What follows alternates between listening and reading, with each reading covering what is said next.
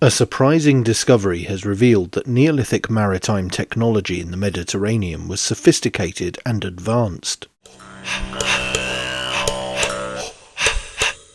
More than 7,000 years ago, Stone Age people traversed the waters of the Mediterranean Sea in what could have been a complex network of trading and migration.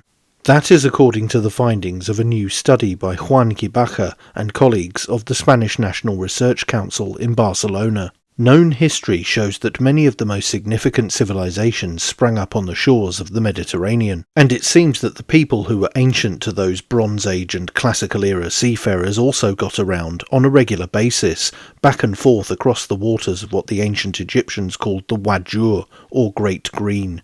Now, having been in it, on it, and in various hostelries next to it on numerous occasions, I would argue the Mediterranean is mostly blue, but let's not split hairs with the pharaohs. The new study provides fresh insights into the history of seafaring technology across the sea through analysis of canoes at the Neolithic lakeshore village of La Marmota, close to Rome.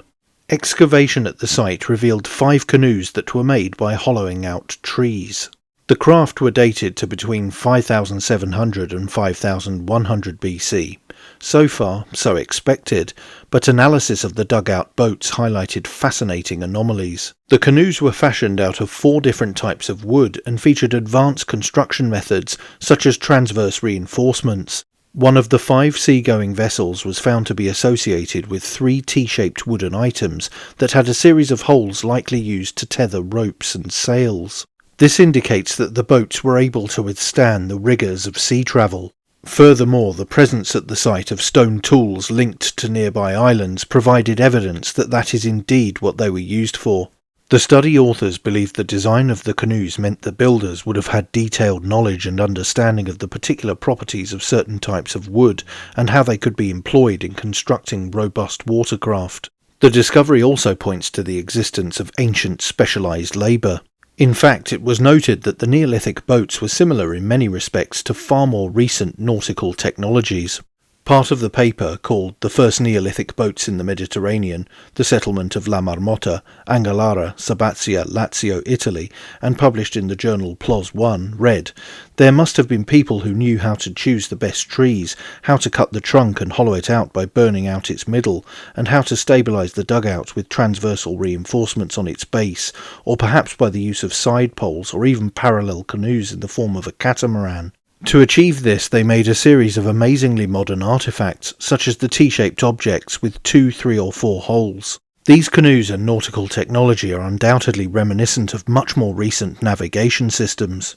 This shows that many of the major advances in sailing must have been made in the early Neolithic. The study's conclusion continued, "The canoes can only be understood in a context of collective labour overseen by a craftsman who was in charge of the whole process, from cutting down the tree to launching the canoe in the lake or in the sea.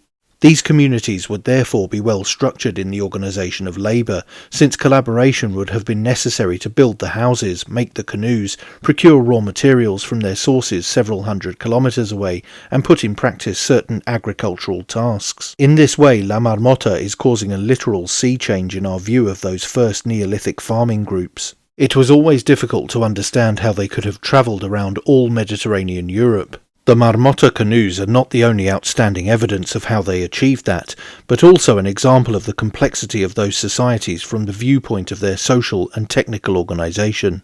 The paper's abstract read, "This technology was an essential part in the success of their expansion, bearing in mind that in a few millennia they occupied the whole Mediterranean from Cyprus to the Atlantic seaboard of the Iberian Peninsula."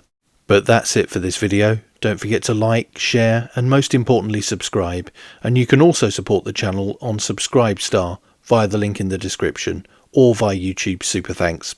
Thanks for watching. Bye for now.